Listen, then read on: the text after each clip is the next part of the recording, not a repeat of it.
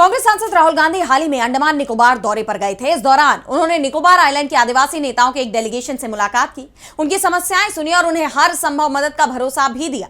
इस दौरान राहुल ने कई ऐसे बयान दिए जिसने बीजेपी में खलबली मचा दी और अब बीजेपी राहुल के दौरे से हुए नुकसान को भरने की कोशिश में जुट गई है।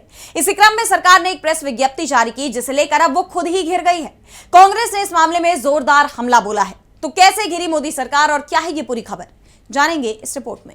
कांग्रेस सांसद राहुल गांधी के अंडमान निकोबार दौरे के बाद से बीजेपी परेशान है, लगातार अपने डैमेज को कंट्रोल करने की कोशिश में लगी हुई है। इस बीच सरकार ने एक बड़ा कदम उठाया है। सरकार ने ग्रेट निकोबार द्वीप विकास परियोजना पर एक प्रेस विज्ञप्ति जारी की है। इस प्रोजेक्ट की कुल लागत लगभग 72,000 से 92,000 करोड़ रुपए है। बता दें कि ये कदम राहुल गांधी के अंडमान निकोबार दौरे के 3 दिन बाद उठाया गया है, जिसको लेकर कांग्रेस ने सवाल पर सवाल उठाए हैं। कांग्रेस ने एक्स पर पोस्ट किया। विपक्ष के नेता राहुल गांधी के 28 अप्रैल 2026 को ग्रेट निकोबार दौरे के बाद मोदी सरकार साफ तौर पर घबरा गई है और नुकसान को कम करने की कोशिश में जुटी हुई है।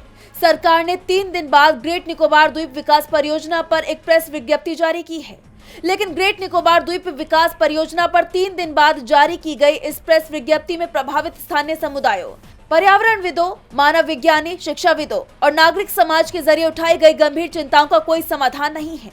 जयराम रमेश का आरोप है कि सरकार असल मुद्दों से भाग रही है। ऐसा करके वो आने वाली बड़ी पर्यावरणीय तबाही से लोगों का ध्यान भटकाने की कोशिश कर रही है। इसके साथ ही जयराम रमेश ने इस मामले में पूरी पारदर्शिता बरतने और संसद के भीतर सरकार की जवाबदेही तय करने की मांग की है। कहा है कि इन सभी अहम मुद्दों पर संसद में विस्तार से बहस होनी चाहिए, लेकिन क्या सरकार विपक्ष की इस मांग को स्वीकार करेगी, ये सबसे बड़ा सवाल है। डीबी लाइव की रिपोर्ट।